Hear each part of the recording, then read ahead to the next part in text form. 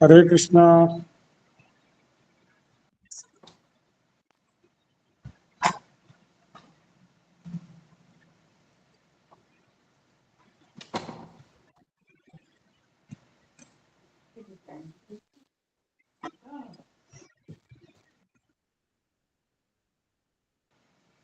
हरे कृष्ण, सभी को दंडवत प्रणाम।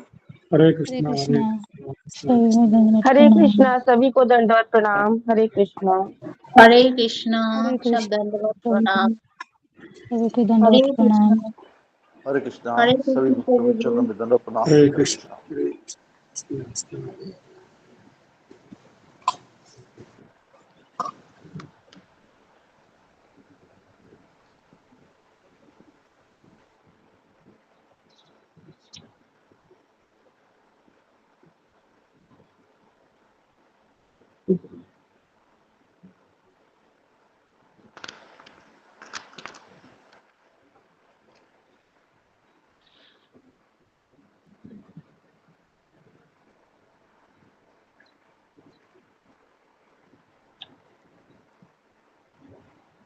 हरे कृष्ण प्रभु जी, दंड प्रणाम सभी भक्त बनूंगे प्रणाम से चरण में। प्रणाम प्रभु जी। हरे कृष्णा, सभी भक्तों के चरणों में दंडवत प्रणाम।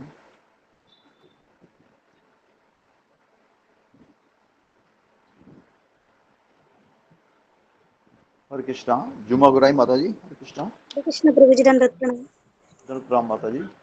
जी माता जी, नरसिंह आती बोलिएगा। जी प्रभु जी, नरसिंह आरती। सभी को दंडवत प्रणाम। नमस्ते नरसिंहाय, नमस्ते नरसिंहाय, प्रह्लादलाददायिने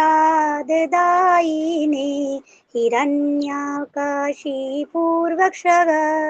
शिलटङ्का नखालाय एतो नृसिंह परतो नृसिंह जतो जतो जामि ततो नृसिंह बहिरे नृसिंह हृदये नृसिंह नरसिंहमदिं शरणं प्रपदे तव करकमलभरे नखाम् अद्भुत सिंह दलित हिरण्यकशिपु तनुमृङ्ग केशवधृत नरहरिरूप जय जगदीश हरे, जय जगदीश हरे, जय जगदीश हरे।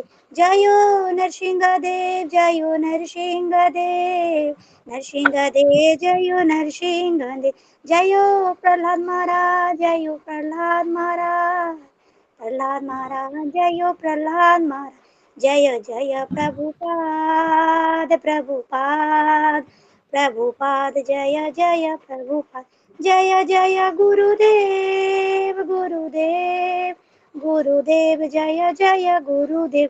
निताय गौर हरि बोल, हरि बोल, हरि बोल, निताय गौर हरि बोल। सर्व विघ्न विनाशक नरसिंहदेव की जय। जय। धन्यवाद माता जी, बहुत सुंदर। महाराज की जय। जय। जय। धन्यवाद बहुत माता जी। सुंदर माता जी, बहुत सुंदर। 10 नाम अपराधी बोल दीजिएगा। जी प्रभु जी, भगवान नाम पे जप में होने वाले 10 नाम अपराध इस प्रकार से। पहला, भगवान नाम में प्रचार में जीवन समर्पित करने वाले महाभागवतों का निंदा करना। दूसरा, शिव ब्रह्मा आदि देवों के नाम को भगवान नाम के समान अथवा उससे स्वतंत्र समझना। 3, गुरु की अवज्ञा करना, ये उन्हें साधारण मनुष्य समझना। 4, वैदिक शास्त्र अथवा प्रमाणों का खंडन करना। 5, हरे कृष्ण महामंत्र की जप की महिमा को काल्पनिक समझना। 6, पवित्र भगवान नाम में अर्थवाद का आरोप करना। 7, नाम के बल पर पाप करना। 8, हरे कृष्ण महामंत्र की जप की वेदों में वर्णित एक शुभ सकाम कर्मकांड के समान समझना। 9 अश्रद्धालु व्यक्ति का हरिनाम महिमा का उपदेश करना। 10 भगवत नाम में जप में पूर्ण विश्वास ना हो रहा और इनकी इतनी अगाध महिमा श्रवण करते पर भी भौतिक आसक्ति बनाए रखना। ध्यान पूर्वक जप न करना ये भी एक अपराध है। प्रत्येक वैष्णव भक्तों को चाहिए कि 10 नाम अपराधों से सदा बचकर रहे ताकि श्री कृष्ण के चरण कमलों पे प्रीति शीघ्र प्राप्त हो जो मनुष्य जीवन का परम लक्ष्य है। हरे कृष्ण प्रभु जी। धन्यवाद माता जी। अब लास्ट कल के बारे में बता दें माता जी। जी प्रभु जी। काल गीता क्लास के जो तीसरे अध्याय के 5 और 6 श्लोका के ऊपर आलोचना हो रही थे। तो जो 5 नंबर के श्लोका के जो एक श्लोका में नहीं ले रहे हैं क्योंकि गुरुजी एक शब्द के इम्पोर्टेंट बताए थे कि जो 5 और 6 दोनों श्लोक ही बहुत इम्पोर्टेंट है और जो इसमें एक शब्द आया है स्खनापि, तो ये स्खनापि मतलब है तथा कुछ समय कि इसे बता रहे कि मनुष्यों को प्रत्येक व्यक्ति 3 गुणों के द्वारा ग्रसित है। प्रत्येक मनुष्य प्रत्येक व्यक्ति तो इससे पीड़ित होके ये सारे कर्म करते हैं। उदाहरण के तौर से जैसे चोरी करना, डाका डालना, मांस खाना, मदिरा पीना, सारे बुरे काम करना, अत्याचार करना, तो ये सारे बुरे काम करते हैं लेकिन ये काम हमें नहीं करना है लेकिन हो जाते हैं। हालांकि विवश होके हमें कौन कराता है ये सब काम, तो उत्तर में आया है कि मेरे मन है ये सब काम मुझे करवाते हैं। तो समझने के लिए है मन की तात्पर्य क्या है। तो ये मन की मतलब इसके तात्पर्य मन की मतलब है हम खुद ही ये सब करते हैं और एक खुद ही हम लोग इनवाइट करके आते हैं। हमें हमारे मन जो जैसी इच्छा करते हैं जैसे हम चाहते हैं हमारे मन उसी संगति पे ऐसे करते हैं। तो हम ये सब इनवाइट करके खुद आते हैं। जैसे हमें नॉनवेज खाना है तो हमें मांस मदिरा या कुछ भी नॉनवेज जैसे खाना है तो हम तमोगुण को हम बुलाते हैं। और किसी के मदद करना, किसी के अच्छा करना तो हम सतोगुण को बुलाते हैं। और हमें बड़ा आदमी बनना, हमें बहुत सारे ढेर सारे पैसे कमाना है, बहुत सारे हमें परिश्रम करना है पूरे जीवन भर, तो ये सब हमें रजोगुण में ले जाते हैं। तो ये खुद ही हम आमंत्रण करते हैं 3 गुणों को। तो इसलिए हमें बिना कर्म के बिना इसलिए कर्म के बिना कोई भी नहीं रह सकता है ज़्यादा समय तक। हम खाली समय 1 मिनट तक भी बैठ नहीं पाएंगे। हमारे हाथ में मोबाइल लेके हम मैसेज वगैरह चेक करेंगे, इधर उधर देखेंगे तो हम एक 2 मिनट भी हम खाली बैठ नहीं सकते हैं। तो जैसे और भी गुरुजी एग्जाम्पल देते हैं कि हम जब जपा करते हैं तो हम एक माला भी अच्छी तरह नहीं कर पाते, हमारा मन इधर उधर भटकता रहता है। तो आत्मा के स्वाभाविक है कि हम सर्वदा सक्रिय रहे। सर्वदा सक्रिय रहने का मतलब है हमें एक्टिव रहना, कुछ ना कुछ करना है, खाली तो वो नहीं रहेगा। सोने के बाद भी हमारा मन एक्टिव रहते हैं। जैसे हमें एग्जाम्पल के तौर से जैसे सपने गिरना, तो हम जब सपने में देखते हैं हमें कोई मारने आते हैं कि हमें कोई शेर या जंगली जानवर हमें पीछा कर रहे हैं तो हमारे सपने आते हैं। तो ये सब हमारे सोने के बाद भी हमारा मन एक्टिव रहते हैं, तो इसका ही प्रमाण है। तो आत्मा के अनुपस्थिति के बाद हमारे शरीर हिल भी नहीं पाते हैं। जैसे मृतदेह जलाने के समय वो चिल्लाता नहीं है, उसको कोई लगता नहीं है, लेकिन हमारा जब भी लगता है थोड़ी सी चोट आते हैं तो हम बहुत सारे आवाज निकलते हैं, हमें बहुत सारी पीड़ा अनुभव होते हैं। लेकिन मरने के बाद उसे इतना अग्नि दिया जाता है लेकिन वो चिल्लाता नहीं है, कारण उससे उस व्यक्ति के अंदर आत्मा चले गए हैं।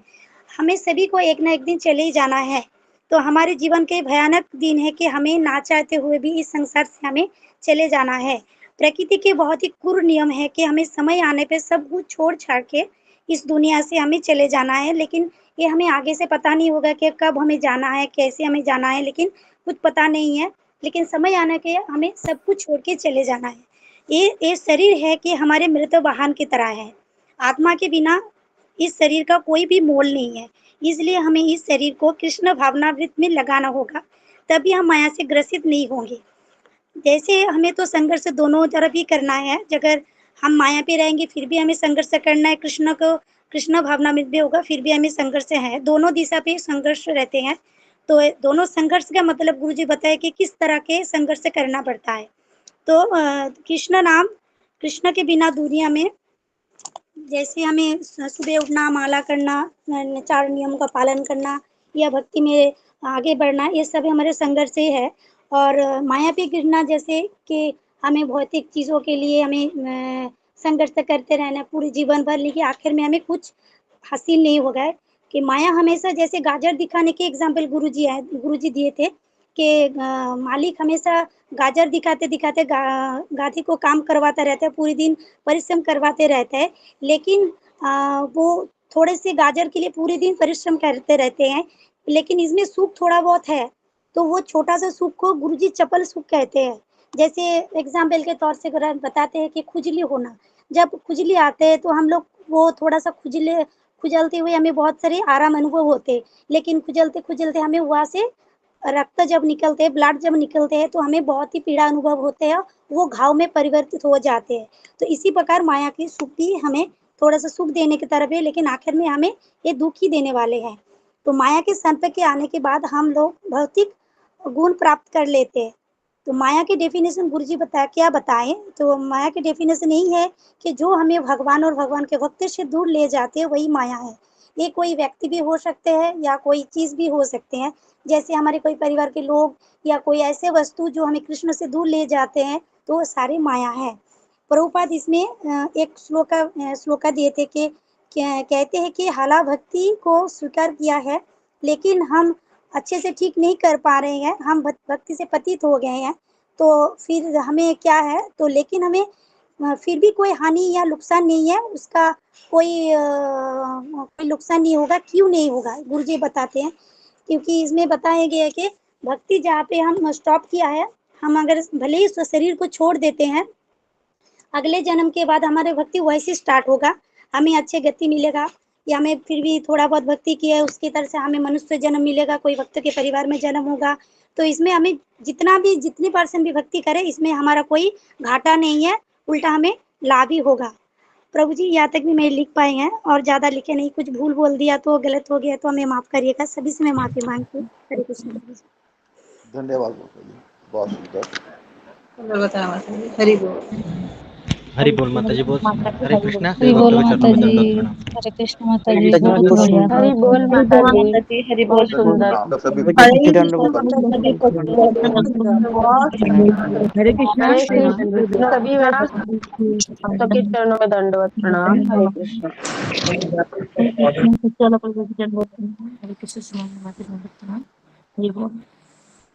हरे कृष्ण सभी भक्तों के चरणों में दंडवत प्रणाम। हरे कृष्ण।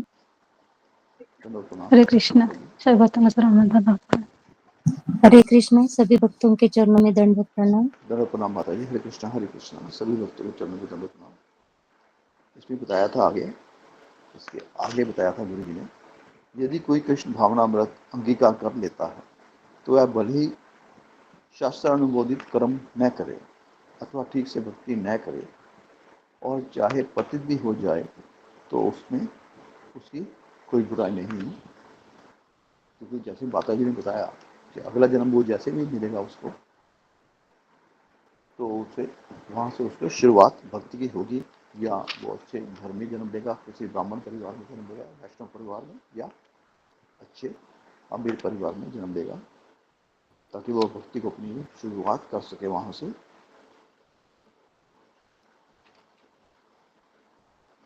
और फिर बताया था, अगर वो शास्त्रों अनुमोदित कर्म करता है, न भी करे और कृष्ण भावनामृत में है, तो सारे कर्म उसके शुभ होंगे। भक्ति में आना आसान है, भक्ति से जाना भी आसान है, भक्ति में टिके रहना मुश्किल है, कठिन है, और भक्ति में उत्साह से टिका रहना और भी मुश्किल है। फिर गुरुजी एक एग्जांपल देते हैं टायर का, कार के टायर का, कि जिसमें हवा है, अगर टायर में हवा है, कार या वाहन कोई भी हो, वो बड़ी वेग से भागेगा, परेशानी नहीं होगी। अगर उसमें टायर में हवा नहीं है, पंक्चर है, तो वो हिलेगा भी नहीं, बड़ी मुश्किल से हिलेगा, जा नहीं पाएगा।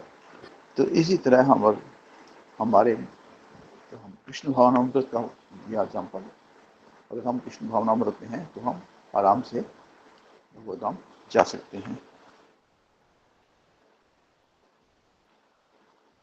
यदि कोई नौकरी में करोड़ों रुपए कमा ले पर मृत्यु के बाद वो किस काम के, पर से उस पर अगर नौकरी में भक्ति की है, पैसे की कमी हो सकती है, परंतु वह उसके भक्ति साथ में जाएगी, उसके अच्छे कर्म साथ में जाएंगे। ये शुद्धिकरण प्रक्रिया है। जैसे लोह चुंबक के ऊपर जंग लगा होता है और जंग को हम अगर साफ कर दें तो लोह चुंबक पुनः काम करना शुरू कर देता है।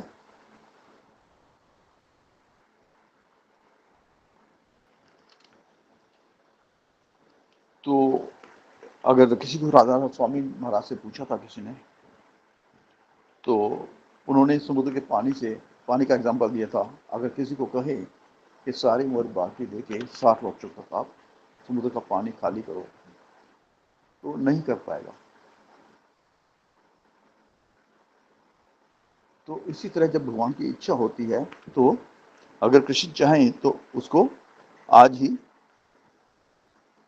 उसके सारे अनर्थ निकाल सकते हैं। अगर न चाहें तो सैकड़ों जन्म में उसके अनर्थ नहीं निकलते। फिर गुरु जी ने छठा श्लोक कहा था, मिथ्याचारी, कि मैंने कृष्ण भावनामृत ग्रहण कर लिया है पर मन में विषय भोग का चिंतन करता रहता हूं, तो सब व्यर्थ है, ध्यान का दिखावा है। जैसे हम सेवा करते हैं, माला करते हैं, तो वो भी दिखावा ही होगा अगर हम अपने आचरण में सुधार नहीं लाएंगे, 4 नियम का पालन नहीं करेंगे। फिर एग्जाम्पल दिया गुरु जी ने 5 पांडवों का। 5 पांडवों की एक द्रौपदी थी, तो उन्होंने नियम बनाया हुआ था नारद मुनि के कहने पे कि एक एक पति उसके एक एक साल रहेगा उसके साथ, कोई इसका नियम तोड़ेगा तो उसे वनवास जाना होगा 1 साल के लिए।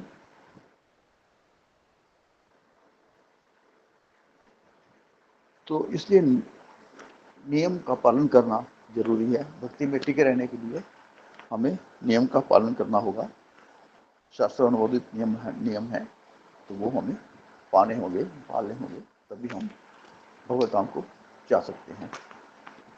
बस मैंने यहीं तक लिखा था। मेरे से कोई गलती हो तो क्षमा करना। हरे कृष्णा। आज गुरु जी ने 7वां श्लोक लेना है। सुंदर प्रभु जी, बहुत सुंदर। हरि बोल। बहुत सुंदर प्रभु जी। बहुत सुंदर प्रभु जी। हरे हरे कृष्ण हरे कृष्ण। कृष्णा। धन्यवाद माता जी। आज शाम को 6 बजे जो सेवा कर रहे हैं, कॉलिंग सेवा कर रहे हैं, उनकी मीटिंग है। कृपा करके जरूर आए, क्योंकि सेवा है ये निस्वार्थ होती है, और अगर हमने सेवा ली है तो उसको निभाना भी हमारा कर्तव्य बन जाता है। तो कृपया आज 6 बजे मीटिंग में जरूर आए। कुछ दिशा निर्देश देंगे गुरु जी उसके लिए, जो आपको काम आएंगे। धन्यवाद। हरे कृष्णा। हरे कृष्णा। श्री भक्तों को दंड प्रणाम।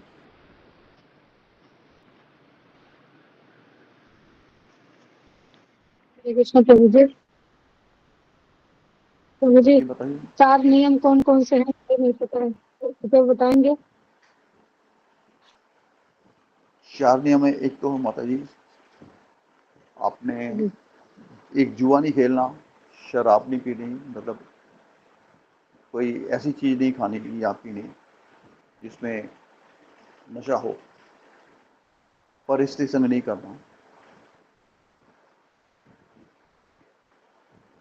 और जुआ नहीं खेलना, परिस्थिति संग नहीं करना, शराब नहीं पीनी, और अदरक प्याज नहीं खाना।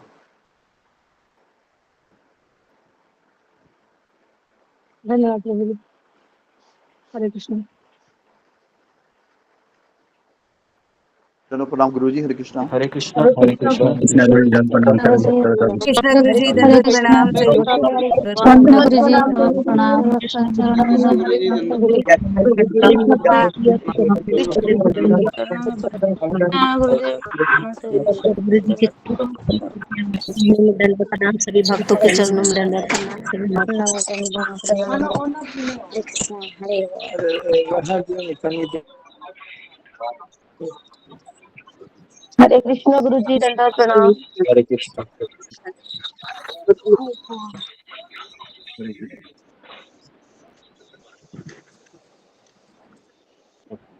क्षमा कीजिए देरी हो गई। ओम ज्ञानति मिरांधस्य ज्ञानं ज्ञानप्रदायक चक्षुरुन्मीलितं नमो विष्णुपदाय कृष्णप्रेष्ठाय भूतले श्रीमते राधानाथ स्वामी इति नामिने। हे कृष्ण करुणा सिंधु दीनबंधु जगत्पते गोपेश गोपिका कांच राधा कांता नमोस्तुते। सप्त कांचन गौरांगी राधे वृंदावनेश्वरी वृषभानुसुते देवी प्रणमामि हरिप्रिये। वांछा कल्पतरुभ्यश्च कृपा सिन्धुभ्येव च पतितानां पावनेभ्यो वैष्णवेभ्यो नमो नमः। श्री कृष्ण चैतन्य प्रभु नित्यानंद श्री अद्वैत गदाधर शिवासादि गौर भक्तवृंद। हरे कृष्णा कृष्णा कृष्णा हरे हरे हरे राम राम राम हरे हरे। जी हाँ, हरे कृष्णा। सबका स्वागत है गीता सत्र में। जी अशोक चावला प्रभु आए हैं। जी गुरु जी दंडवत प्रणाम गुरु जी जी। दंडोत आपको भी। जी कौन सा श्लोक शुरू था हमारा? 7वां करना है गुरु जी, अध्याय 3 का। कहाँ बैठ जाता हूँ।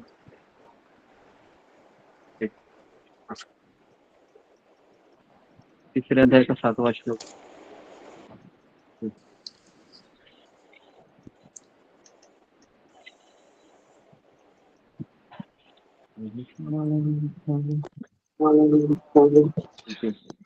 हरे कृष्ण। यतो इंद्रियाणि मनसा नियम्य आरभते अर्जुन कर्मेन्द्रिये कर्मयोगम असक्त विशिष्यते। यतो इंद्रियाणि मनसा नियम्य आरभते अर्जुन कर्मेन्द्रिय कर्मयोगम असक्त स विशिष्यते। यतो इंद्रियाणि मनसा नियम्य आरभते अर्जुन कर्म इंद्रिय कर्मयोगम तस असक्त विशिष्यते। जी पढ़ना है किसी को करके फिंगर को रेस कीजिए। अशोक चावला प्रभु आप पढ़िए। जी गुरु जी। जी गुरु जी। यह तो इंद्रियाणि मनसा नियम्य आरभते अर्जुन कर्मेन्द्रिय कर्मयोगम आशक्त स विशिष्यते। मंजूवाला माता जी। हरे कृष्णा।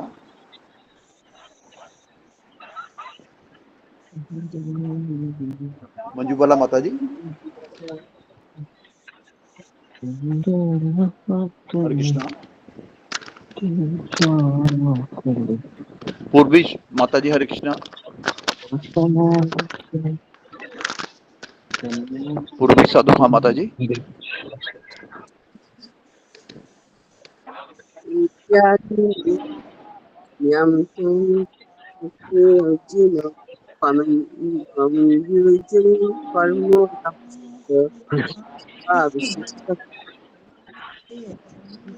धन्यवाद माता जी। अनुराधा गोयल माता जी। हरे कृष्णा प्रभु जी दंडवत प्रणाम। यह तु इंद्रियाणि मनसः नियमे आरभते अर्जुन कर्म इंद्रिय कर्म योगम आसक्त सह विषयते। हरे कृष्णा प्रभु जी। धन्यवाद माता जी। गोरखनाथ हेर प्रभु जी।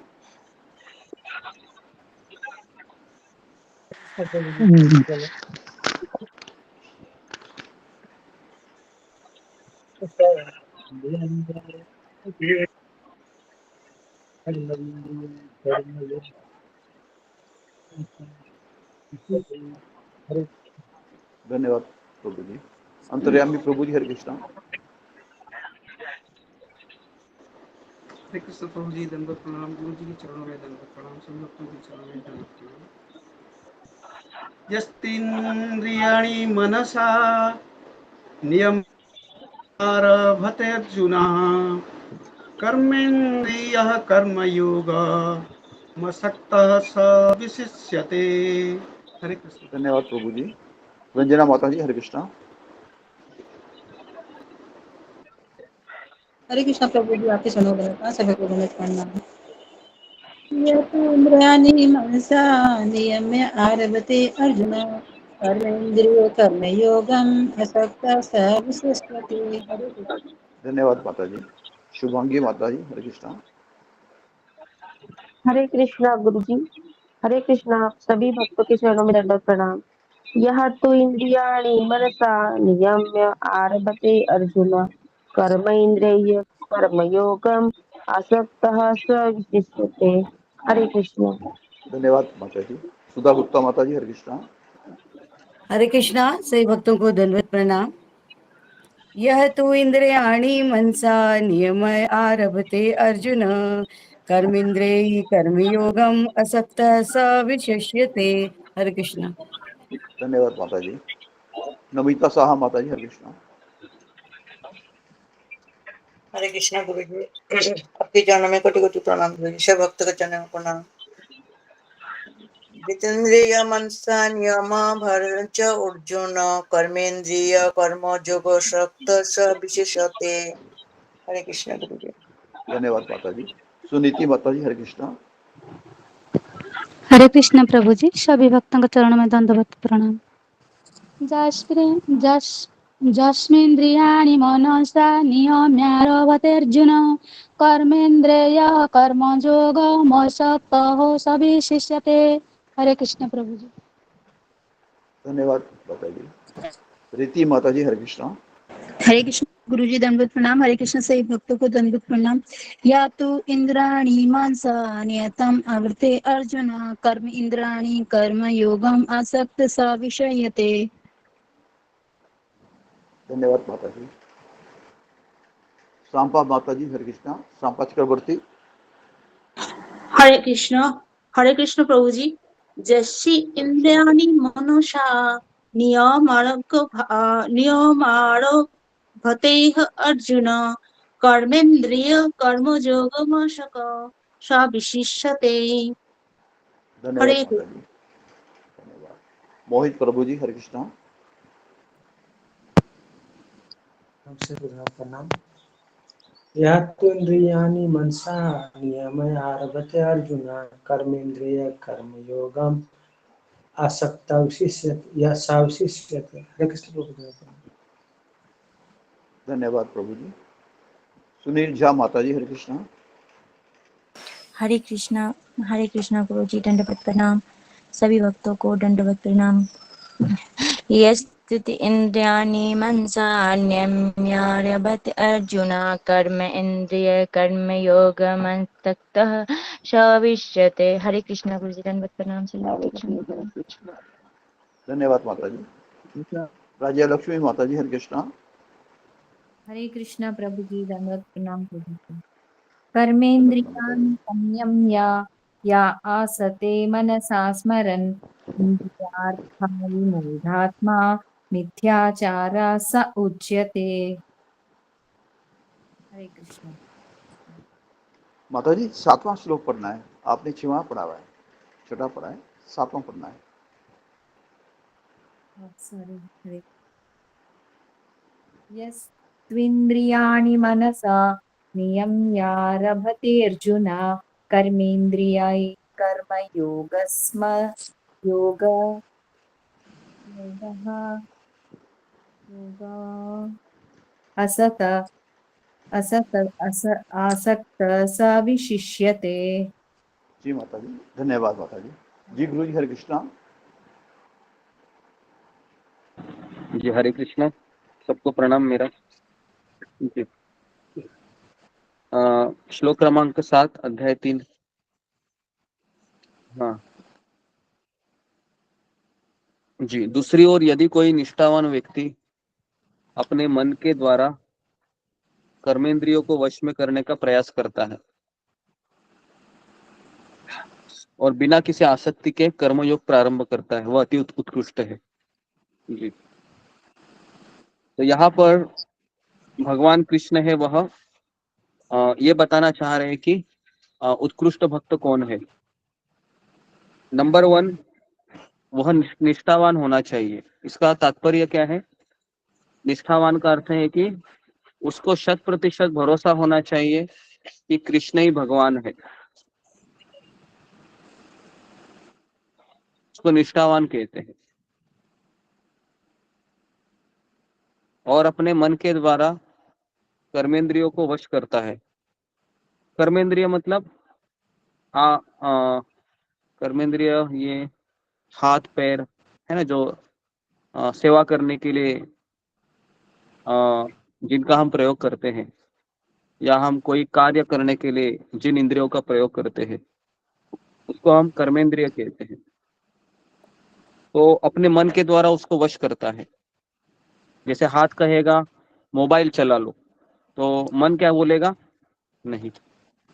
मन कहेगा हाथ को मोबाइल नहीं उठाने का है, गलत बात होती है। तो ऐसा प्रयास करता है तो उसको कहते हैं ये 2 नंबर हो गए। ये दूसरा पॉइंट हो गया। तीसरा पॉइंट क्या है? बिना किसी आसक्ति के कर्मयोग प्रारंभ करता है। तो आसक्ति है ये भौतिक चीजों से हमेशा हमारी होती है, तो उसको आध्यात्मिक चीजों में लगाना चाहिए। अगर किसी का मन आध्यात्मिक व्यक्ति में लगा हुआ है, वही संसार का सबसे भाग्यवान व्यक्ति है।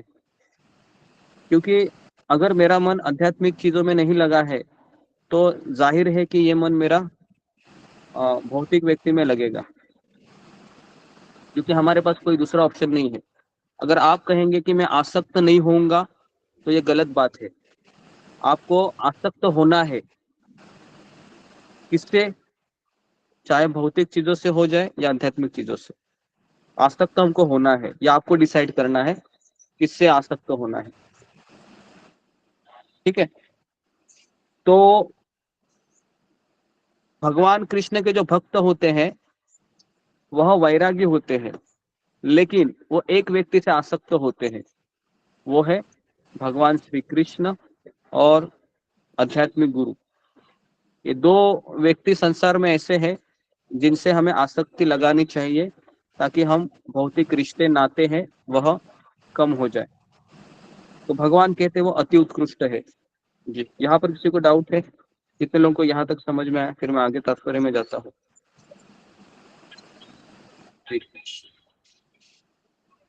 हाँ, फिंगर को रेस कीजिए।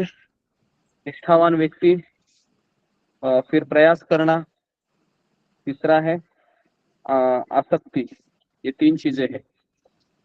तो अशोक चावला प्रभु, आप जरा मुझे समझाइए कि किस तरह से ये भगवान कृष्ण बताना चाह रहे हैं मुझे। जी गुरु जी, दोनों प्रणाम गुरु जी। गुरु जी कह रहे हैं दूसरी ओर यदि कोई निष्ठावान व्यक्ति अपने मन द्वारा केंद्रीय कर्मेंद्रिय को वश में करने का प्रयत्न करता है, तो बिना आसक्ति के कर्म योग प्रारंभ कर सकता है, वह अति उत्कृष्ट है। निष्ठावान आपने बताया जो 100% भरोसा हो रखे कि श्री कृष्ण ही भगवान है, सर्वेश्वर हैं, श्री कृष्ण ही सब कुछ करने वाले हैं। दूसरा आपने बताया था कि अपने मन को की द्वारा कर्मेंद्रिय को वश में करे। जैसे आपने बताया जो कर्मेंद्रिय हमारे हाथ पैर इत्यादि, कि अगर हाथ कहेगा हमने मोबाइल देखना है, मोबाइल चलाना है, तो मन उसे ना कहेगा नहीं, माला करनी है। अगर मन कुछ खाने को मांगता है तो मन उसे मना करेगा। तो जिसका मन वश में है वो कहते हैं मन जीत है जग जीत। और तीसरा आपने बताया बिना किसी आसक्ति से कर्म करता है। हमें आसक्ति करनी पड़ेगी, क्योंकि 2 चीजें हैं, या भौतिक या आध्यात्मिक। आध्यात्मिक में मन लगाना पड़ेगा। अगर नहीं ओके लगाएंगे तो वो भौतिकता में फंस जाएगा। जी, जी गुरु जी। क्लियर है सबको? बहुत अच्छा बताया अशोक चावला प्रभु आपने कि आसक्ति ऐसी चीज है कि किसमें तो लगेगी हमारी, है ना। तो हम उसको ये नहीं बोल सकते कि ना मैं भौतिक चीजों में आसक्त होऊंगा ना आध्यात्मिक चीजों में, नहीं। मन का स्वभाव है आसक्त होना। तो भगवान कहते हैं कि बिना किसी आसक्ति, इसका अर्थ है ऐसी आसक्ति जो मुझे भौतिक चीजों में लगा कर रखती है। बराबर है जी। तात्पर्य तात्पर्य में प्रभुपाद लिखते हैं कि, एक मिनट, तात्पर्य में लिखते हैं कि लंपट जीवन और इंद्रिय सुख के लिए छद्म योगी का मिथ्या वेश धारण करने की अपेक्षा अपने कर्म में लगे रहकर जीवन लक्ष्य को, जो भवबंधन से मुक्त होकर भगवत धाम को जाना है, प्राप्त करने के लिए कर्म करते रहना अधिक श्रेष्ठ है। तो प्रभुपाद का यहाँ पर यह कहना है कि ऐसी जिंदगी जीना जिससे हम भौतिक चीजों में ज्यादा ही फंसे रहे, तो उससे अच्छा है कि अपने कर्मों को करते रहना और जीवन के लक्ष्य को प्राप्त करना, जिससे हम भवबंधन से मुक्त होकर भगवत धाम जा सके, वो श्रेयस्कर होता है। ठीक है, श्रेयस्कर का अर्थ है सबसे अच्छा होता है। लेकिन इतना आसान नहीं है। जैसे कि कल ही हमने एक श्लोक पढ़ा था, अगर आपको याद होगा तो, कि अगर कोई भक्ति में आता है और 4 साल, 5 साल, 2 साल, 10 साल, 11 साल, 15 साल या फिर जिंदगी के 40 साल भी भक्ति करता है, लेकिन अंतिम समय में उसका मन उसको दगा देता है, धोखा देता है ना। तो फिर वो श्लोक ये था कि तो भी कोई उसमें हानि नहीं है, तो भी कोई उसमें नुकसान नहीं है। तो फिर सवाल यहाँ पर यह आता है कि अगर मैं अभी सब कुछ छोड़कर भक्ति करूं और सब कुछ छोड़कर भक्ति करने से मेरा मन मुझे अभी साथ दे रहा है, लेकिन 5 साल के पश्चात ऐसा लगे कि मेरा मन मुझे अभी गलत चीजों में लगा रहा है, तो उस समय ये नहीं है कि वो लंपट जीवन जी रहा है। नहीं, भगवान ऐसे व्यक्ति को सहायता करेंगे जो पहले उसको लक्ष्य मानकर चल रहा था, लेकिन अभी गड़बड़ हो गई, इसके लिए वह गलत कार्य में लगा भी है ना, तो भी भगवान उसको स्वीकार करेंगे। इसलिए स्वीकार करेंगे क्योंकि वह अभी अपने पद से विमुख हो गया है उसके मन के कारण। लेकिन जो व्यक्ति पहले से ही इसलिए सब कुछ छोड़ के बैठा है ताकि इंद्रिय सुख की भावना उसके मन में हो, तो ऐसा व्यक्ति सपोर्ट नहीं करता। कितने लोगों को ये बात समझ में आई है? थोड़ा सा इसमें सूक्ष्मता है, थोड़ा सा एक थीन लाइन है, अगर आप उसको समझेंगे तो ये चीज समझ में आएगी। इसके लिए मैंने दोबारा समझा दो उदाहरण देकर मैंने इसको समझाया। हाँ? तो वापस तुमको ही कहना है, अभी इसको कहना है।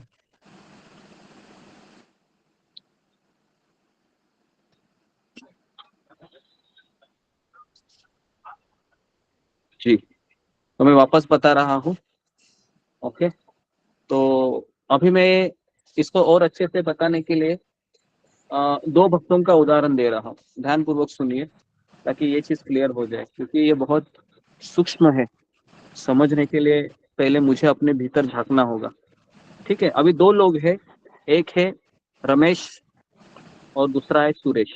ठीक है, रमेश है, इसने ये सोचा कि मैं 5 साल काम करूंगा और फिर मैं पूरा जीवन भगवान के लिए समर्पित करूंगा।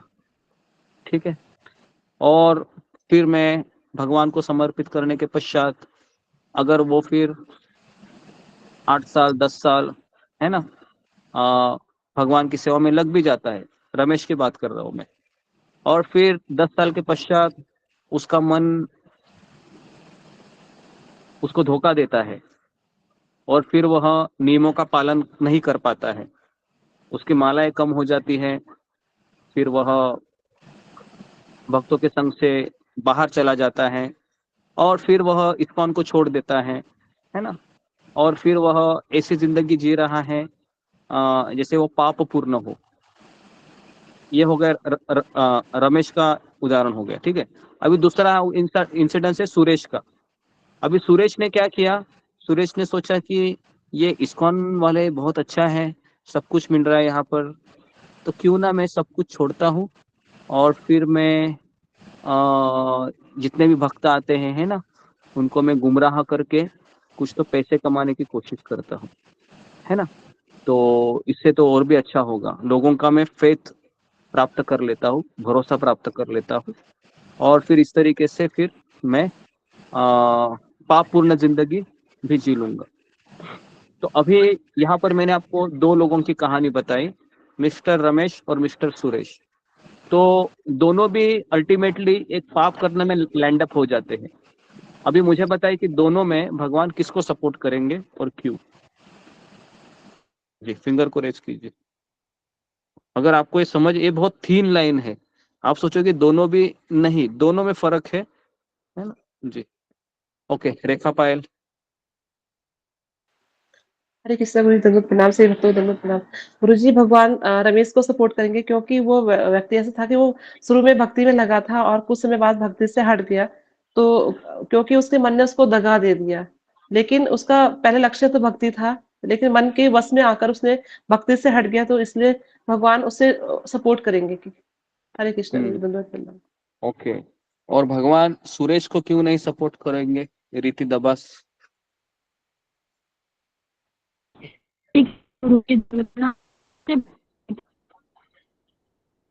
आवाज नहीं आ रहा। और पाना वगैरह, लेकिन हरे कृष्णा, उसका लक्ष्य जो था गुरुजी भक्ति करना ही था, ना भगवान से जुड़ना था, बल्कि पैसे कमाना और भौतिक सुख था। जी, तो अभी मेरा अगला उदाहरण है कि भगवान ने अजामिल को क्यों मदद किया। फिंगर को रेज कीजिए। भगवान ने अजामिल को क्यों मदद किया? क्या कारण था कि अजामिल को भगवान ने और एक अवसर दिया? जी बताइए, शुभांगी पाठक।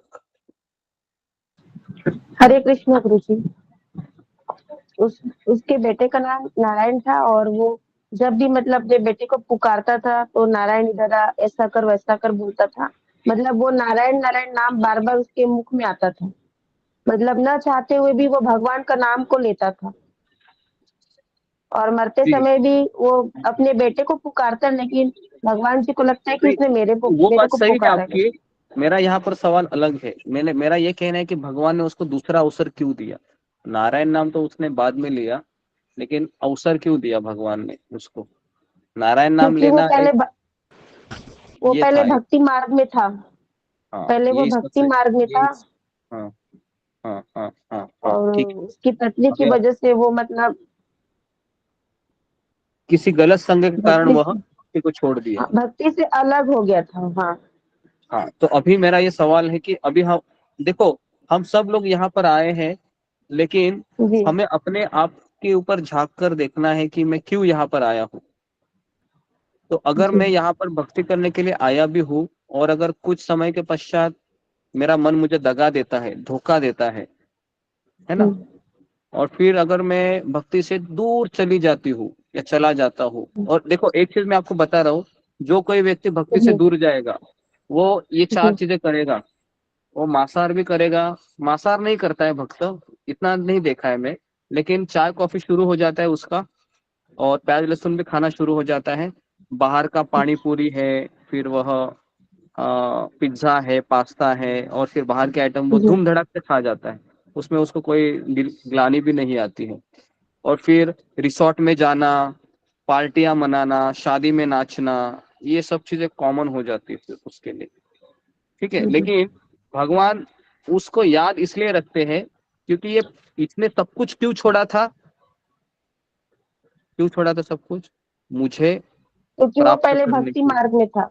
हाँ, नहीं, वो उसने मुझे प्राप्त करने के लिए छोड़ा था, है ना। अभी हमने सब कुछ क्यों, हम सब मना कर रहे हैं, बाहर का मना कर रहे हैं, ये मना कर रहे हैं, वो मना कर रहे हैं, है ना। बराबर घर वाले बोलते हैं कि हमारे पास बैठो, जरा चाय पियो, कॉफी पीते हैं, फिर भी हम उनको मना करते हैं। और फिर इतना मना करने के बाद मान लो 5 साल हो गए मेरे, और फिर हम उन्हीं के साथ बैठकर चाय कॉफी पीने लगे, जो जो जिनके लिए जिनको पहले मना करते थे, तो उनकी दृष्टिकोण से वो बोलेंगे अरे अभी आए, अभी लाइन पे आ गए है ना आखिर, ऐसा बोलेंगे वो लोग जो भी आप लोग उनको मना करते बोलेंगे ना, अभी लाइन पे आ गए तुम, मेरे साथ चाय कॉफी पीने बैठ रहा है, अभी क्या क्या पाया तुमने 5 साल भक्ति करके, है ना। लेकिन नहीं, 5 साल उसने भगवान को समर्पित हुआ था, वो 5 साल, तो भगवान उसका काउंटिंग रखेंगे।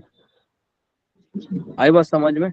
हाँ, तो इसका ये हाँ मतलब जी। नहीं कि चलो भाई बहुत अच्छा ये है ना एग्जाम्पल दिया है, कभी तो काम आएगा, नहीं, ऐसा भी नहीं चीट करो आप अपने आप को। क्लियर है जी। ये इनके ये एग्जाम्पल में ये एग्जाम्पल हमें अपने लिए ज्यादा मायने नहीं रखना चाहिए, दूसरों के लिए। मान लो कि मेरा अड़ोस पड़ोस का कोई भक्त है, अगर चाय कॉफी पीने भी लग गया तो भी हमें सोचना चाहिए भगवान इसका टेक केयर करेंगे, है ना, भगवान इसका केयर करेंगे, शायद इस जन्म में नहीं लेकिन अगले जन्म में उसका अवसर देंगे। क्लियर है सबको, आगे बढ़ू मैं। अशोक चावला प्रभु, समझ में आया? जी जी पूछना गुरु है? जी। गुरु जी क्लियर है? भक्ति का टेस्ट ऐसा है कि जो अगर छोड़ के चला भी जाए फिर भी रह नहीं पाएगा उसके बिना। ये हैग्री प्रभु जी 3 बार आए थे छोड़ के। ओके, ये भी अच्छा उदाहरण है, लेकिन एक ऐसा व्यक्ति है जो भक्ति छोड़कर गया तो आता ही नहीं, पता है कौन सा है वो? अगर उसने भक्तों में दोष देखने शुरू किए, ये भक्त गलत है, ये भक्त ऐसा है वैसा है, ये भक्त बहुत खराब है, तो फिर वो व्यक्ति नहीं आता है और भगवान उसको लाएंगे भी नहीं। मान लो नियम नहीं पालन हो रहे हैं, है ना, कोई गलत काम किया तो भगवान उसको इनवाइट करेंगे, आ जाओ भाई, गलतियां सबसे होती है। लेकिन अगर आप भक्तों में अगर आप फॉल्ट फाइंडिंग देखेंगे कि ये कितना गंदा आदमी है, मुझे इसकी सूरत नहीं देखनी है, इसको बात करने का तरीका ही नहीं है, फिर भगवान बोलेंगे तुमने हद पार कर दी अभी, है ना, मैं तुमको मेरे मोहल्ले मेरे घर में नहीं रखूंगा, चले जाओ तुम यहाँ से। क्लियर है सबको कौन व्यक्ति चला जाता है? तो मैंने आपको जी गुरु जी, सारा चीज धन्यवाद एक गुरु जी। तरीके से बता दी। तो इस गुरु जी तरीके तो से हमारी कहानी है। हाँ जी, गुरु जी आपने तो मेरी कहानी कही। हाँ, ये सबकी कहानी है। आप ऐसा मत खुलकर बोलिए, हम सब ऐसे ही है ना, ऐसा रमेश मत नाम सोचिए भी कि रखे, जी रमेश नाम भी रखे, मेरा नाम रमेश पांडे है और हमारा ही एक कहानी हुआ है। आपका नाम रमेश पांडे है, लेकिन मैंने आपको देखकर नहीं किया ये, ठीक है। मन में हो रहा था कि गुरु जी ने मेरे कमी को पकड़ लिया है, उन्होंने हमको बताया। नहीं नहीं, जी जी, आप ऐसा मत समझिए, तो यहाँ पर सुरेश कोई नहीं है ना फिर। रमेश सुरेश नहीं है, ठीक है। ओके, और किसी का सवाल? सुमिता सिन्हा, कुछ कहना है? हरे कृष्ण जी, दंडवत प्रणाम। हाँ, मुझे एक क्वेश्चन था, जैसे कि आपने बोला कि भगवान उसको वापस लेंगे, तो अगर उसकी अगर भौतिक इच्छा से वो अगर आया है, भक्ति कर रहा है और उसको भगवान से प्रेम मतलब कि भौतिक उससे है कि मेरी कोई इच्छा पूरी हो जाए, तो उसको भी भगवान आगे लेंगे क्या? मतलब कि क्या करेंगे? समझा नहीं मैं, वापस पूछो। जैसे कि अगर कोई ये कोई भक्त है 5 साल तक भक्ति कर रहा है, लेकिन वो अपनी कर्म अपनी इच्छा ये पूर्ति करने के लिए कर रहा है कि उसकी सारी इच्छा पूर्ण हो रही है, भगवान का भक्ति भगवान का हाँ पूजा करने में सारी इच्छा पूर्ण हो रही है, तो भी भगवान उसको 5 साल बाद वो छोड़ देता है और पाप कर्म में लग जाता है, तब भी भगवान उसको लेंगे क्या अगला जन्म अच्छा अच्छा, दूसरा हाँ, जन्म? ये थोड़ा सा अच्छा सवाल पूछा है। जैसे मान लो कोई इसलिए भक्ति में आ रहा है क्योंकि उसके सारे काम फटाफट फटाफट भगवान पूरा करे और बाद में वो चला जाता है, जी, तो वो सकाम भक्त हो गया, है ना, कुछ अभिलाषा के हेतु से आया है, फिर भी भगवान उसको स्वीकार करेंगे, क्योंकि भगवान गीता में कहते हैं कि 4 प्रकार के लोग मेरे पास आते हैं, उसमें से एक है कि अर्थार्थी, जो कुछ पाने के लिए भगवान के पास आता है, तो भगवान उसको स्वीकार करते हैं, है ना, तो करेंगे उसको। जो भगवान के पास इस हेतु से भी आया है कि मुझे कुछ भौतिक चीजें चाहिए, देखो, लेकिन अगर कोई इस उद्देश्य से आया है कि मुझे छल करना है कृष्ण के साथ, आई बात समझ में, तो भगवान उसको नहीं एक्सेप्ट करेंगे। हाँ, तो ये तो सिंसेरिटी बहुत मैटर करती है भक्ति में, ठीक है जी। हाँ, और किसी का सवाल है जो बताया मैंने किसी को? जी रेखा पायल। हरे कृष्णा गुरु जी, दंडवत प्रणाम।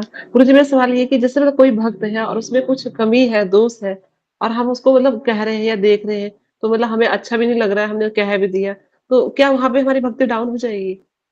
अगर हाँ तो ये उसमें बहुत दोष अच्छी है ना चीज है। तो। हाँ किसी के दोष भी दिखाई देते हैं किसी भी भक्त में, तो मेरा आपसे यही सजेशन रहेगा कि आपकी भले ही इच्छा है कि ये भक्त सुधरे, लेकिन जब तक आपका उनके साथ अच्छा रिलेशन ना हो तब तक आप अपना मुंह मत खोलिए, उनको जो करने हैं उनको करने दीजिए। नहीं तो क्या होगा पता है, उनको बुरा लगेगा और वैष्णवपरद हो जाएगा। क्लियर है ये बात? ये बात बहुत जरूरी है जी कि गुरु हमें जी। हमें लगता है कि वो सुधरना चाहिए, लेकिन वो हमारा डिपार्टमेंट नहीं है ना। क्योंकि जैसे अगर ऐसा कहा जाता है कि किसी को बुरा बोलने से पहले या किसी को डांटने से पहले हमारी भावनाओं का उनके साथ इन्वेस्टमेंट होना चाहिए। आई बात समझ में? मतलब हमारे साथ कोई तो उनका ऐसा रिलेशन होना चाहिए कि सुख में भी हम उनकी बढ़ाई करें, तभी तो हम दोष दिखाने के हकदार बन जाते हैं, है ना। नहीं तो हम दोष देखने से शुरू करेंगे तो वो आपको पहले ही बोलेगा कि मेरी भक्ति है, मैं कुछ भी करूं, तुम्हें क्या करना है ना। जैसे हम मंदिर में जपा करने के लिए बैठते हैं ना, ऐसा काफी बार होता है। सर्कल में बैठते थे पहले, इस्कॉन में हम जब रहते थे, ऐसे राउंड करते थे ऐसे।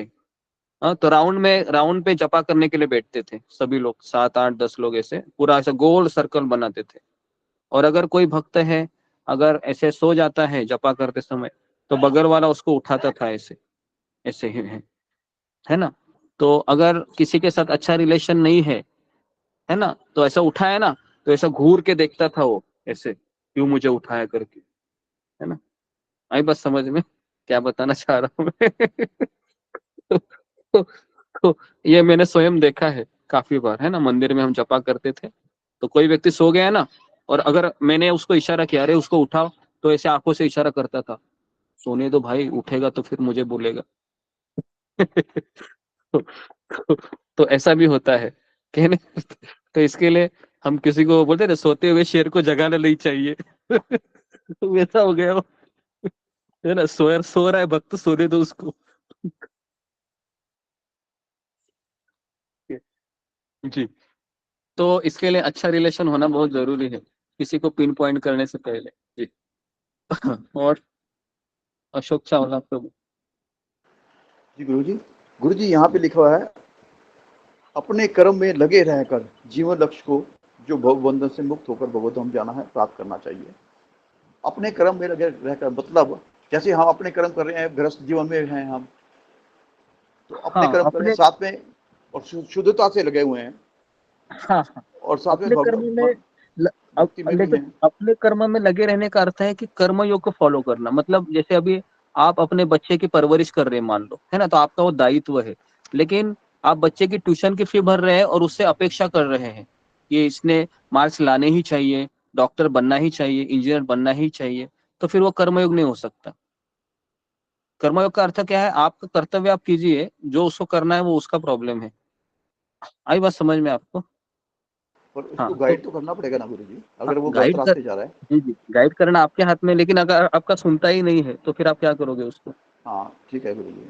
है सुनता ही नहीं तो फिर क्या करेंगे क्या हम, है ना। क्योंकि हर एक चीज हमेशा याद रखिए, चाहे वो मेरी पत्नी हो और चाहे मेरे वो बच्चे हो, हर एक जीवात्मा यहाँ पर क्यों आया है?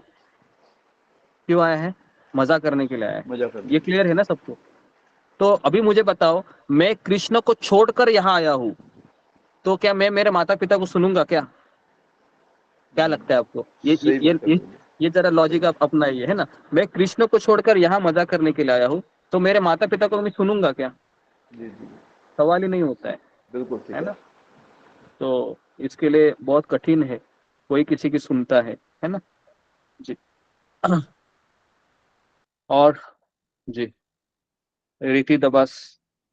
हरे कृष्ण गुरु जी, दंडवत प्रणाम। हरे कृष्ण सही भक्तों को दंडवत। जैसे गुरु जी आपने रमेश जी का उदाहरण दिया है ना, रमेश भक्त का, तो जैसे वो बीच में भक्ति छोड़ देता है ना, देखिए तो क्या वो ऐसी स्थिति में भगवत धाम जा सकता है कि उसको भगवान जैसे टेक केयर तो करेंगे, क्या भगवत धाम जाएगा कि इसी बीच में ही भगवत रह जाएगा? धाम, हाँ देखो ऐसे व्यक्ति को पता है कैसे होता है। जैसे अजामिल के केस में क्या हुआ कि अचानक उसने नारायण नाम लिया और विष्णु दूतों की कृपा हो गई उसके ऊपर, विष्णु दूत का संग मिला और फिर वो भगवत धाम चला गया। क्योंकि अजामिल का हृदय परिवर्तन कैसे हुआ, किसी को पता है? अजामिल का हृदय परिवर्तन कैसे हो गया? कौन मुझे बताएगा? जी, अनुराधा गोयल।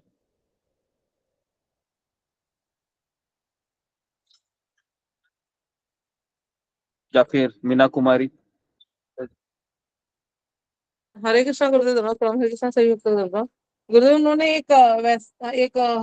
मतलब शूद्र को जो है वैश्या के साथ देखा था उन्होंने, तो नहीं नहीं, उनका मेरा ये प्रश्न है कि हृदय परिवर्तन कैसे हुआ, वो वाला नहीं, पॉजिटिव निगेटिव नहीं, पॉजिटिव हृदय अच्छा परिवर्तन। पॉजिटिव, सॉरी गुरुदेव। उनका हृदय परिवर्तन ऐसे हुआ था गुरुदेव कि उन्होंने जो है वार्तालाप सुना था, जो हाँ, विष्णु किसका दूत वार्ता? और जो यमदूतों के बीच में जो वार्तालाप उनके सामने हुए थे, वो उन्होंने हाँ सुना और उनका हृदय परिवर्तन हुआ। हरे कृष्णा हाँ, गुरुदेव। तो ये भक्तों का संग मिलने से हुआ।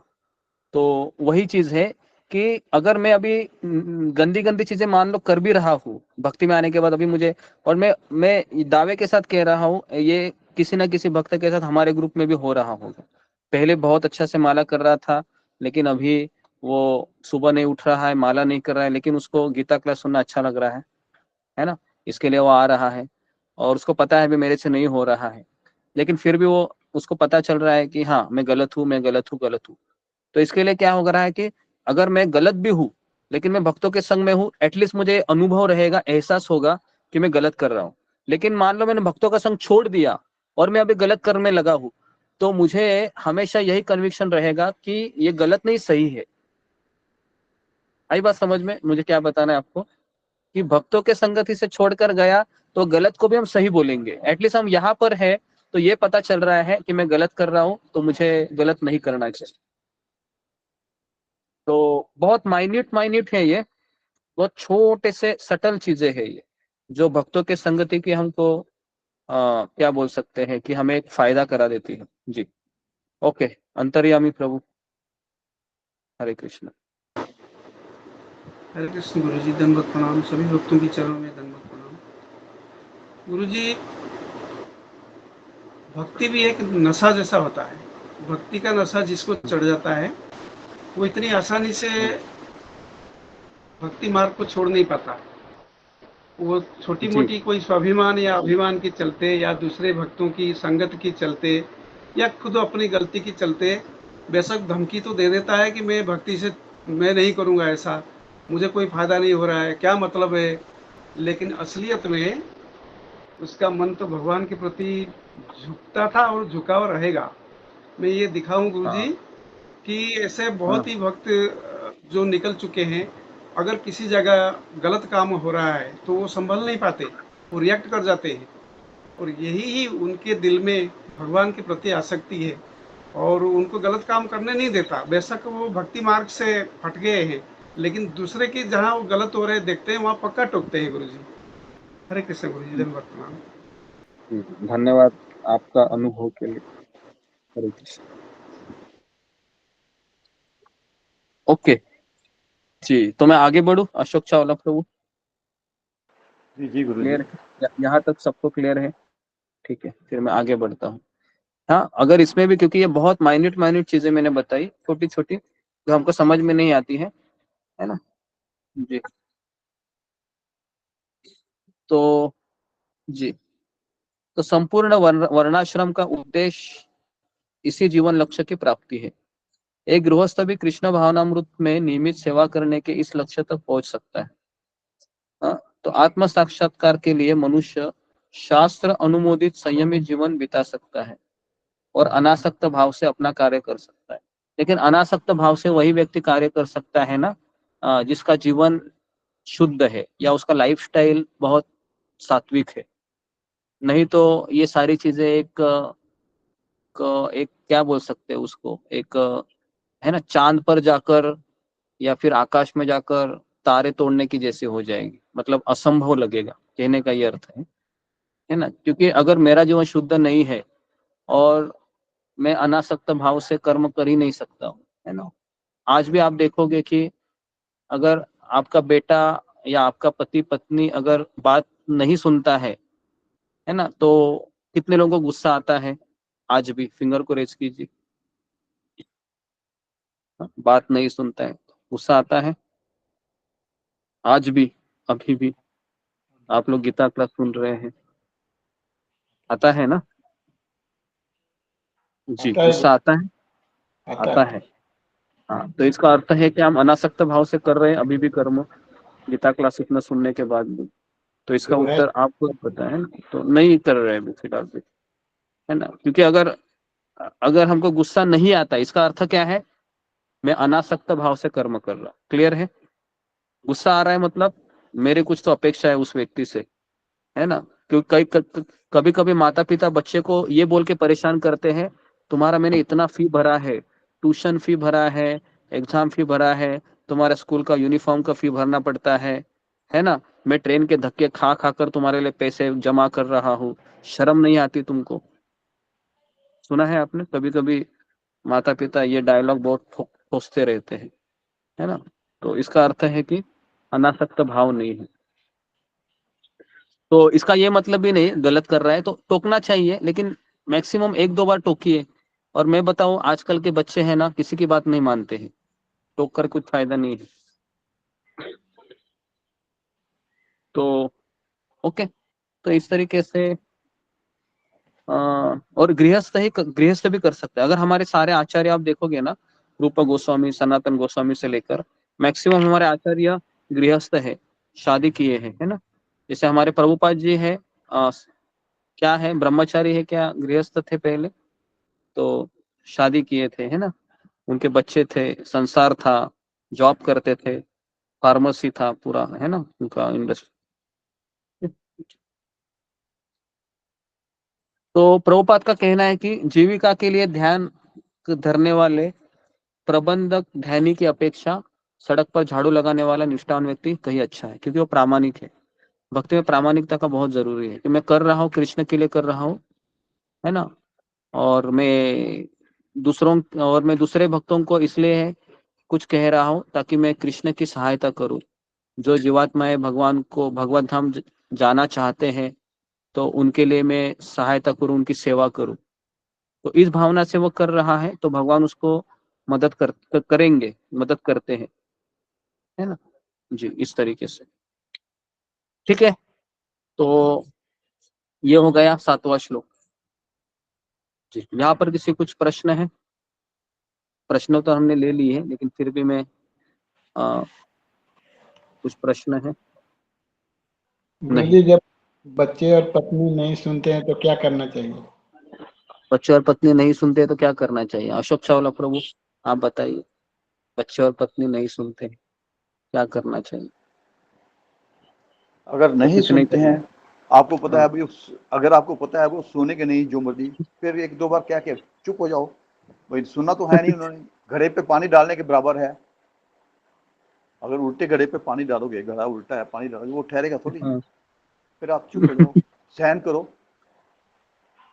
सहन करो।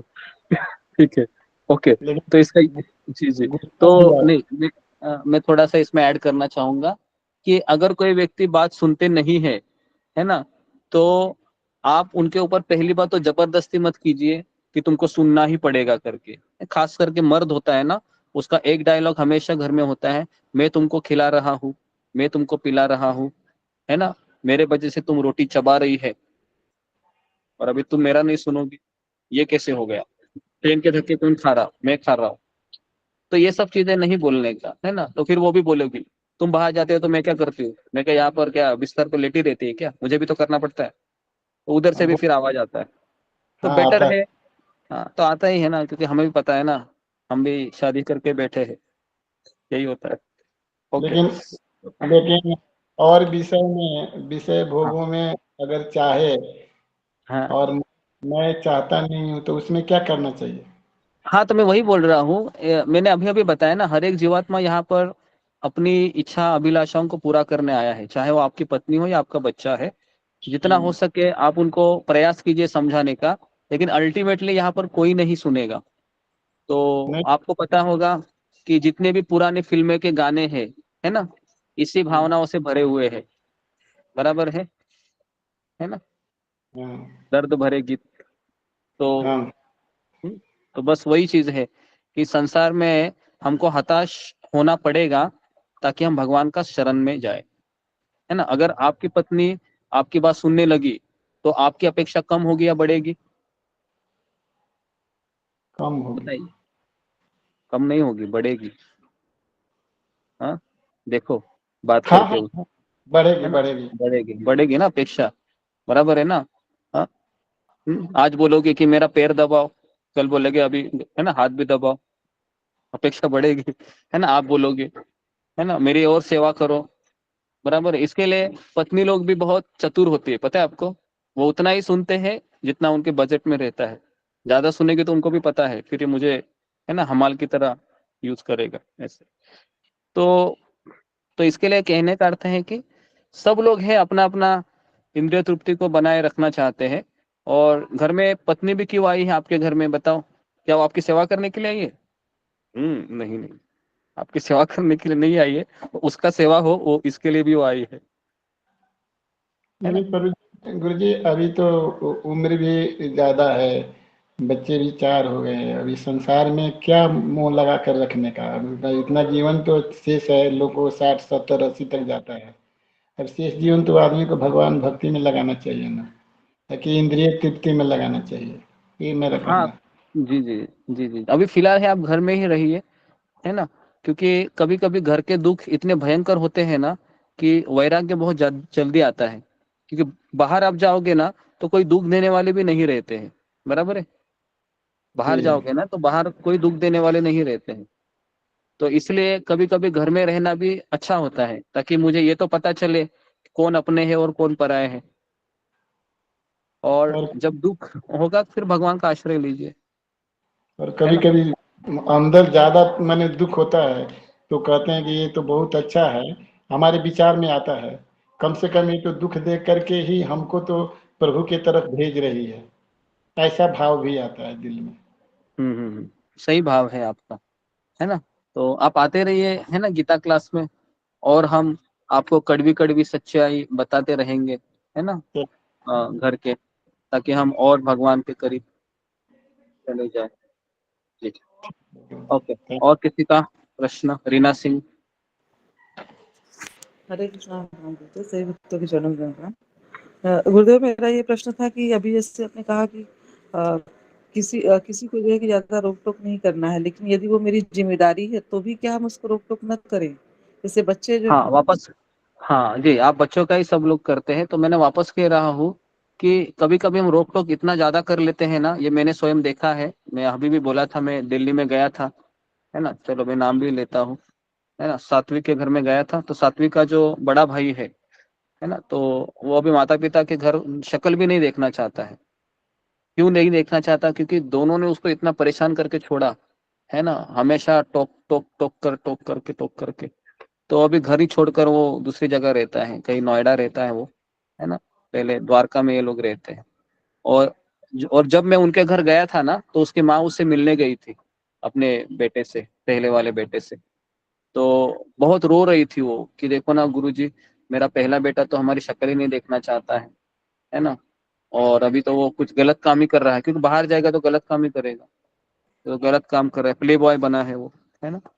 तो दूसरों को फोन करके पैसे ठगना, ये सब चीजें अभी कर रहा है। तो है ना, तो उसके पिताजी भी, है ना, यात्रा में आए थे, तो वही बोल रहे थे कि देखो ना, मेरा बेटा ऐसा हो गया है गुरुजी, मैं क्या करूं। तो मैंने उनको यही सवाल पूछा कि क्या आपने अपने बच्चे को प्रेम नहीं दिया कि आज वो इस तरह से व्यवहार कर रहा है? तो उन्होंने यही कहा कि नहीं, हम उसको बहुत टोकते थे, हमारे भी बहुत झगड़े होते थे, है ना। दोनों भी, उनके जो माता पिता हैं सात्विक के, दोनों भी इतना झगड़ा करते थे, इतना झगड़ा करते थे, बाप रे बाप रे, है ना। तो इसके कारण वो बच्चे भी ये हो गए। तो हमें टोकना चाहिए गलत है तो, लेकिन चाणक्य पंडित कहते हैं कि 12 साल या 13 साल की उम्र तक हमें बच्चों को डांटना चाहिए या फिर उनको डांट फटकार लगानी चाहिए। लेकिन एक बार वो 13 साल क्रॉस किया, फिर आप उनको समझाने का या फिर मित्र बन के समझाने का प्रयास कीजिए, है ना। ये चाणक्य पंडित का कहना है। मारना तो बिल्कुल नहीं है, क्योंकि मारने से कोई चीज नहीं होती है। उल्टा मारने से वो व्यक्ति दूर चला जाता है। मैक्सिमम समझाने का, समझ के भी नहीं मानता है तो उसके कर्म उसके हाथ, क्या करेंगे फिर, है ना, क्या करेंगे। और अगर आप उनको स्पेस देंगे और जब उनको भौतिक जगत में ठोकर मिलेगी फिर वापस वो आपके पास ही आएंगे, है ना? लेकिन अगर आपका उनके साथ अच्छा संबंध नहीं है, वो आपका शक्ल नहीं देखेगा और फिर आपको छोड़कर चला जाएगा हमेशा के लिए। तो पता है कि घर के बच्चे क्यों बाहर अपनी जगह देखते हैं? क्योंकि उनको घर में प्रेम नहीं मिलता है। तो इसके लिए घर में प्रेम मिलना भी जरूरी होता है बच्चों को। कुछ थोड़ा बहुत समय रिजर्व रखना चाहिए ताकि उनके साथ कुछ समय बिताए। तो ये मेरी तो यही अंडरस्टैंडिंग है, शायद पता नहीं आपको अच्छा लगेगा या नहीं, लेकिन ये मेरी अंडरस्टैंडिंग है। गुरुजी जो ठीक है, फोन ज्यादा देखते हैं बच्चे उसके लिए तो टोक। नहीं मैं वापस कह रहा हूँ ना, जितना टोकना है तो आप टोकिए, लेकिन 12 साल 13 साल क्रॉस हो गए फिर आप मत टोकिए उनको। और फोन किसने लेके दिया है? तुमने ही लेके दिया ना, या वो खरीदने गया था? गुरुजी ऑनलाइन क्लासेस से स्टार्ट हो गया ये बच्चों का। ऑनलाइन क्लास के लिए निकलते हैं तो उनको एक समय रखने का। देखो जैसे हमारे बच्चे ऑनलाइन करते हैं, लेकिन ऑनलाइन क्लास खत्म हो गया फिर हम अपने पास लेते हैं, हम नहीं देते फिर। नेक्स्ट अर्नब विश्वास।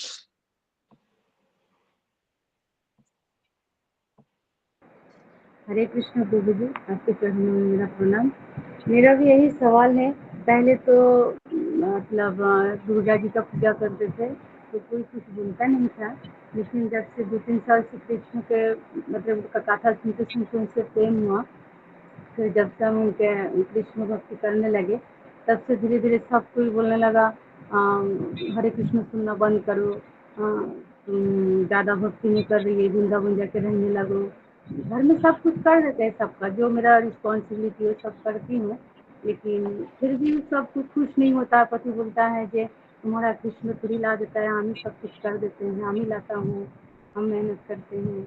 यही सब चीज़ पूरा समझ में नहीं आता। बोलते हैं ना जो सब देव देवता एक है, कृष्ण ही खाली एक नहीं है। मतलब तुम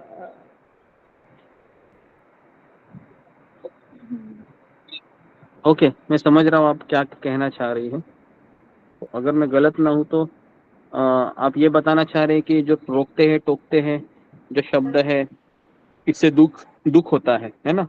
हृदय हाँ हाँ फट जाता है। हाँ, तो मैं वापस कह रहा हूँ, ये संसार बनाया ही भगवान ने ऐसे है कि यहाँ पर लोग आपको टॉर्चर करेंगे, लोग आपका जीना हराम करेंगे और लोग आपको इतनी पीड़ा देंगे कि ऐसा लगेगा कि ये संसार से मैं निकल जाऊँ अभी, है ना? अभी वो क्यों ऐसा भगवान ने किया है? क्योंकि ताकि उस तकलीफ में हम भगवान की शरण में जाए, भगवान को याद करें। क्योंकि तकलीफ नहीं रहेगी तो कोई भी गीता क्लास में भी नहीं आएगा, बराबर है? कोई सुबह उठ के भगवान का जप भी नहीं करेगा। तो तकलीफ होना ये अनिवार्य है, मैं तो यही कहूंगा, तकलीफ होना ही चाहिए। तकलीफ नहीं होगा तो भगवान का नाम भी नहीं जप करेगा और फिर है ना मोबाइल में घूमता रहेगा या फिर शादी पार्टी ये सब चलता रहेगा। तो एक भक्त के जीवन में तकलीफ आना, दुख आना, ये उसके लिए भगवान का बड़ा वरदान होता है। ठीक है, तो हमें उसको अलग तरीके से समझना है। यही मानता हूँ मैं। जी, सुनील कुमार झा, सॉरी सुनील झा। कृष्ण गुरु जी दंडवत प्रणाम, सभी भक्तों को दंडवत प्रणाम। गुरु जी मेरा ये प्रश्न था कि जैसे कि आप अभी कहा कि बच्चे अगर माता पिता की बात नहीं मानते हैं और पति पत्नी अगर कोई किसी का बात नहीं मानता है तो हमें ये सोचना चाहिए कि जब हमने कृष्ण की बात नहीं माने और कृष्ण को छोड़ करके चले आए तो यहाँ के माता पिता की बात कैसे मानेंगे। तो गुरु जी मेरा ये प्रश्न था कि सतयुग त्रेता द्वापर में तो सभी मानते थे, तो क्या वो सभी भगवान को भूल करके आए थे या भगवान ने उनको भेजे थे उस समय? हरे कृष्णा दिन। नहीं, वो सत्य युग के हो, त्रेता युग के हो, द्वापर युग के, कलयुग के, है ना? हर एक जीवात्मा भगवान को भूल कर ही यहाँ पर आया है। तो सब जगह पर केसेस वैसे ही होती है। लेकिन पिछले युगों में है क्या होता था कि वर्णाश्रम पद्धति थी, ब्राह्मण क्षत्रिय वैश्य शूद्र, तो इसलिए इतना नहीं होता था जितना कि अभी कलयुग में हो रहा है। द्वापर त्रेता में बच्चे गुरुकुल में पढ़ते थे और अपना जीवन जीकर भगवत धाम चले जाते थे। तो सत्य त्रेता द्वापर में भगवत धाम जाने की गारंटी ज्यादा थी, लेकिन कलयुग में बहुत मुश्किल है, क्योंकि कलयुग में आज वो माला करेगा, शाम को पता नहीं क्या करेगा। बराबर है ना, ऐसे ही है ना। अभी सुबह माला करेगा, जी शाम को पता नहीं क्या करेगा। तो इसके लिए कलयुग में बहुत ही मुश्किल है कि कौन कहाँ जाएगा पता नहीं। यमराज को भी डबल ड्यूटी करनी पड़ेगी, है ना। हम लोगों के लिए कि इसका कौन सा हिसाब किताब है, कहाँ हम इसको जोड़े, है ना जी। ओके, आखिरी क्वेश्चन मोहित कुमार। कृष्ण जी जरूर प्रणाम, सभी भक्तों जरूर प्रणाम। प्रभु जी आपने कहा कि हमें अपने भीतर झांक कर देखना चाहिए कि मैं भक्ति क्यों कर रहा हूँ, तो ये कैसे पता चलेगा कि मैं भक्ति इंद्र तृप्ति के लिए तो नहीं कर रहा हूँ, कैसे पता चलेगा कि कहीं भक्ति मेरा सही डायरेक्शन में जा रहा है नहीं जा रहा है? भक्ति हम इसलिए कर रहे हैं, ये भक्ति करने का ये पता होना चाहिए कि मेरे अंदर अनर्थ है, मैं कभी भी मेरा पतन हो सकता है, और लेकिन पतन होने के बाद मुझे निराश नहीं होना है, मुझे वापस खड़े होकर भगवान का आश्रय लेना है, सत्संग में आना है। तो भक्ति इस तरीके से हमें करना चाहिए, ये नहीं कि मेरा मेरा कभी पतन ही नहीं होगा, या मुझे कभी गुस्सा नहीं आएगा, मुझे लोभ नहीं होगा, ये सब चीजें होती रहेगी, लेकिन निराश नहीं होना है, वापस खड़े होके जप करना है और सिंसियरिटी को बनाए रखना है। वापस गिरेंगे, वापस उठना है, वापस 10 कदम चलेंगे, वापस गिरेंगे, लेकिन नेक्स्ट टाइम उठेंगे तो 11 कदम चलोगे, वापस गिरोगे, फिर नेक्स्ट टाइम उठोगे तो 12 कदम चलोगे। तो ऐसे गिरने के बाद उठना है, फिर चलना है, फिर गिरेंगे, तो ऐसे ऐसे करते ही हम, है ना, हमारा वो 100 कदम चलना होगा। लेकिन अगर कोई व्यक्ति गिर जाकर सोचता है मेरे बस की बात नहीं, फिर वो उधर ही लटक जाएगा। तो हमें अपने आप को मोटिवेट भी रखना है। ओके जी, तो ओके, तो 4:15 हो गए हैं। तो और किसी कुछ प्रश्न है, क्योंकि और एक श्लोक में नहीं ले रहा हूँ, या किसी कुछ ऐड करना है? अशोक चावला प्रभु जी गुरु जी, कुछ ऐड करना है आपको? गुरु जी एक बात, कुछ वैसी बात करनी है कि हाँ ऐसा बोलिए। हमारे धर्म में क्यों है, सनातन धर्म में या हिंदू धर्म में, कि जो अगर हमारे बच्चे लगते हैं या हमारी पत्नी लगती है उसमें भक्ति में, हमारे बच्चे भक्ति में लगते हैं, तो हमें तकलीफ होती है भाई ये भक्ति में क्यों चला गया। जबकि सिख धर्म में देख लो, बच्चे जाते हैं गुरुद्वारे तो बड़े खुश होते हैं, हाँ हाँ देखो देखो हमारा बच्चा गुरुद्वारे जाता है। मुस्लिम हाँ धर्म में देख लो, बच्चे मस्जिद जाते हैं, नमाज पढ़ते हैं, तो माँ बाप खुश होते हैं भाई देखो, तो वो चाहते हैं कि वहाँ उसे मस्जिद में भेजें वहाँ पे पढ़ाई करने के लिए। तो ये हमारे धर्म में ऐसा क्या है कि जो हम माँ बाप भी, अगर बच्चा भक्ति कर रहा है तो माँ बाप दुखी होते हैं, अगर भाई बहन दुखी कर रहे हैं या माँ बाप भक्ति कर रहे हैं बच्चे दुखी होते हैं, ऐसा हमारे यहाँ क्यों है? जी जी जी, ये मैंने भी ऑब्जर्व किया है कि हमारे हिंदू धर्म में कि लोग इतना सीरियसली प्रैक्टिस नहीं करते, लेकिन मुसलमानों को देखोगे तो वो नमाज बराबर कट्टर से, है ना, पढ़ते ही है, चाहे वो शुक्रवार आ जाए, है ना। छोटे छोटे बच्चों को भी देखा है हमने, नमाज पढ़ने जाएंगे टोपी पहन के, और बहुत सिंसियरिटी से फॉलो करते हैं, है ना, गुरुद्वारा हो या अलग अलग हो, है ना। लेकिन हमारा कल्चर ही ऐसा है हिंदू धर्म का कि, है ना, लोग इसलिए जाते हैं जब कोई त्योहार हो तभी दिखेंगे, उसमें भी मजा मस्ती करेंगे त्योहारों में भी। हाँ, तो ये देखा गया है, लेकिन मुझे ऐसा लगता है कि इसमें जो लीडर होते हैं ना, उनकी भूमिका बहुत अहम होती है, क्योंकि लीडर ही ऐसे हमारे हैं कि वो धर्म का फॉलो अच्छे से नहीं करते। जैसे अभी नरेंद्र मोदी कर रहे हैं, तो जब वो राम का वो उद्घाटन था अयोध्या में, उस समय काफी अच्छी लहर हुई थी, है ना, सब जगह पर राम के नारे लगाए जा रहे थे, लेकिन कितना समय चला वो? 10 दिन 15 दिन, है ना। बाद में सब चला गया, ठंडा हो गया फिर, है ना। तो लेकिन मुसलमानों का देखा तो बहुत अच्छे से वो कर रहे हैं। लेकिन अल्टीमेटली एक चीज आपको मैं बताऊं कि जितने भी धर्म है, खास करके मुसलमान धर्म, ये नास्तिक धर्म है, क्योंकि उसमें कोई चीज नहीं है सही। क्योंकि चाणक्य पंडित कहते हैं कि जिस धर्म में दया नहीं है, जिस धर्म में करुणा नहीं है, वो धर्म ही नहीं है। तो हम देखते हैं कि मुसलमान में कहाँ करुणा है, क्रिश्चियन में भी कहाँ, अभी वो बड़े बड़े स्लॉटर हाउस खोल के रखे हैं, तो क्रिश्चियन धर्म भी ना के बराबर है ना। हिंदू धर्म भी हम देखते हैं कि आजकल तो 80-90% हिंदू लोग नॉनवेज भी खा रहे हैं। तो ऐसा देखा गया है, तो कौन सा ऐसा धर्म है अभी जिसको हम फॉलो करें, है ना। तो इसके लिए सनातन धर्म ही ऐसा है जहां पर हमें एटलीस्ट ये शिक्षा दी जाती है कि नॉनवेज नहीं खाना है और नशा नहीं करना है, भगवान के नाम का जाप करना।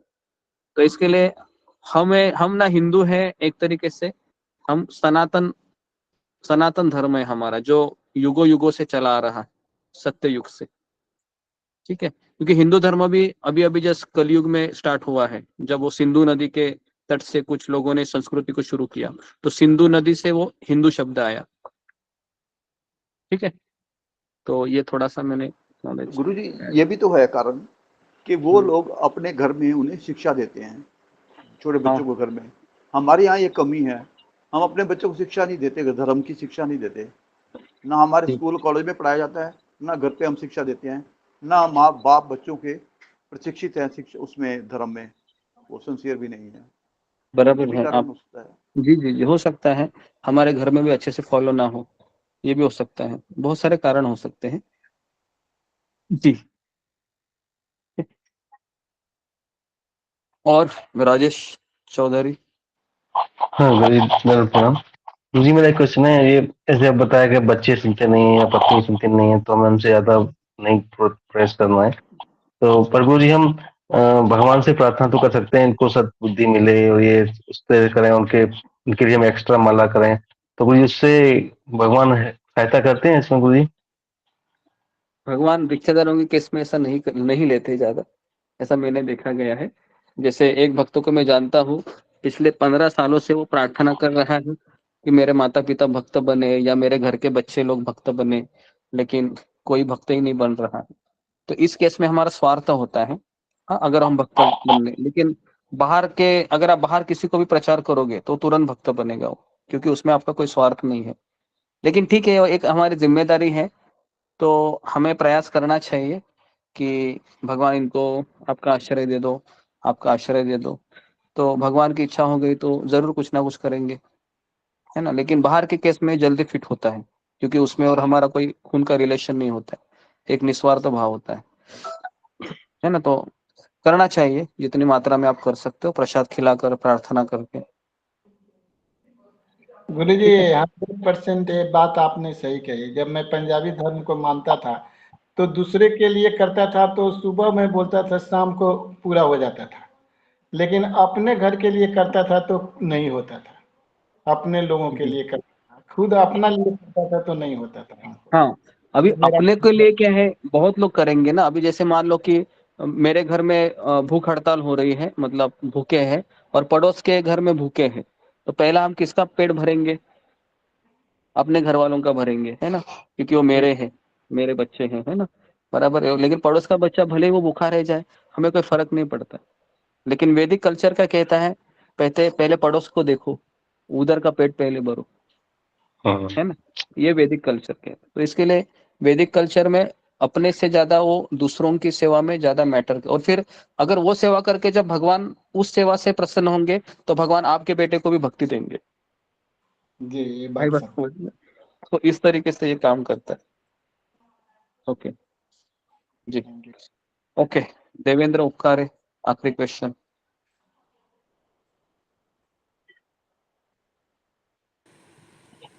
हरे कृष्ण जी। जी हरे कृष्ण। मेरा प्रश्न है कि मुझे व्यसन लग गया है, जैसे तंबाकू खाना, इन सब का, और इसके जो मुझे बहुत बाधाएं आती है जी। तो इसके लिए कोई उपाय आप सुझा सकते हैं? उपाय मैं आपको अगर बताऊं तो आपको 21 दिन फॉलो करना होगा। आप सुबह 4 बजे उठिए और 4 से 6 16 माला का जप कीजिए और एक गीता का क्लास कीजिए, है ना। आपको भगवान शक्ति देंगे अंदर से चीजों को सोचने की। धन्यवाद सर प्रभु जी। जी ओके, तो यहाँ पर मैं रुकता हूँ। आप सबका बहुत बहुत धन्यवाद। श्रीला प्रभुपाद की जय, श्रीमद् भगवद गीता की जय। हरे